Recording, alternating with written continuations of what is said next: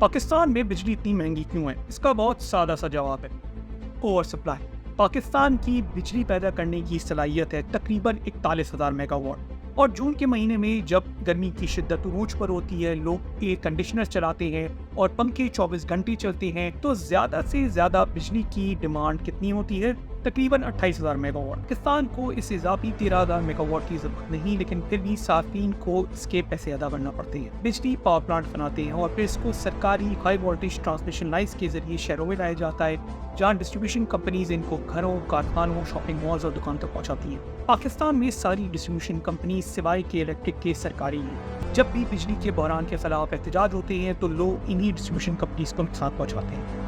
आपने यकीन सुना होगा कि पाकिस्तान में बिजली के बहरान के पीछे इन्हीं डिस्ट्रीब्यूशन कंपनीज का हाथ है।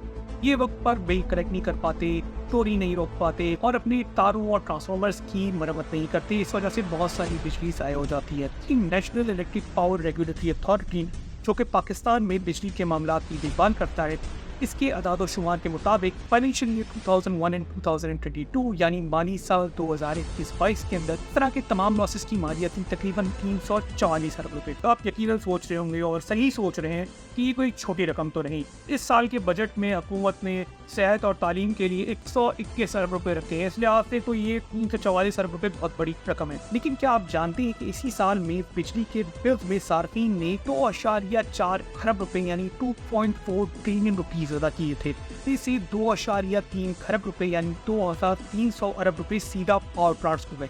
पावर प्लांट्स, जिनको टेक्निकल जुबानों में इंडिपेंडेंट पावर प्रोड्यूसर्स कहते हैं, बिजली बनाने के लिए furnace oil, diesel, natural gas और एलएनजी का इस्तेमाल करते हैं, और ये खर्चा सार्फिन को बिल्स की शक्ल में अदा करना पड़ता है। आपने अपने बिलों में फ्यूल सरचार्ज का कंपोनेंट देखा होगा। जो पैसे पावर प्लांट्स को जाते हैं, इनमें एक बहुत बड़ा हिस्सा ऐसा भी है जिसका बिजली बनाने से बराह रास्त कोई ताल्लुक नहीं। और प्लांट्स लगाने के लिए प्राइवेट बिजनेस से, इस बैंक से उधार लेते हैं, इसमें अपनी इक्विटी डालते हैं और उनको इस पे अपना मुनाफा भी कमाना होता है। बिजली बने ना बने, पावर प्लांट्स चले ना चले, इनको ये अखराजात रिकवर तो करनी है। कहीं ना जाने वाला खर्चा ये फिक्स्ड कॉस्ट कैपेसिटी पेमेंट्स कहलाता है, और ये सार्फिन बिल्स में अदा करते हैं। जो 2,300 अरब रुपए पावर प्लांट्स को गए थे, उसमें से तकरीबन 721 अरब रुपए इसी कैपेसिटी पेमेंट्स की मद में था।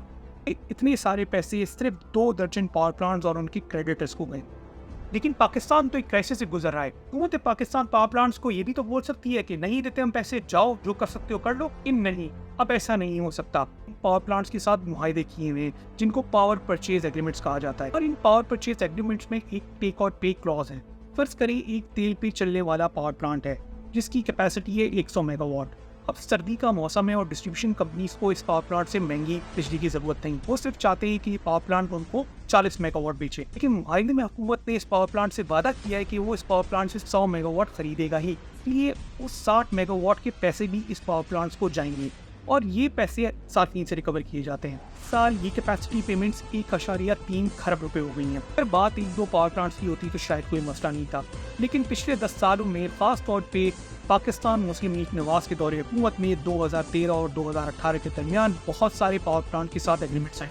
से पीछे हटना इतना आसान नहीं होगा, लेकिन क्योंकि हालात इतने बुरे हैं, हुकूमत को फौरन उन पावर प्लांट्स पे जिन पे अभी काम जारी है रुकना पड़ेगा और इन पावर परचेज एग्रीमेंट्स को रीनेगोशिएट करना पड़ेगा। और अगर ऐसा नहीं हुआ तो पाकिस्तान के मुआशी हालात बहुत बुरे हो सकते हैं। मैं इस मौजू पे और वीडियोज़ भी बनाऊंगा। प्लीज़ मेरे चैनल को सब्सक्राइब करें और मुझे बताएं कि मैं अपने आप को कैसे इम्प्रूव कर सकता हूँ। शुक्रिया।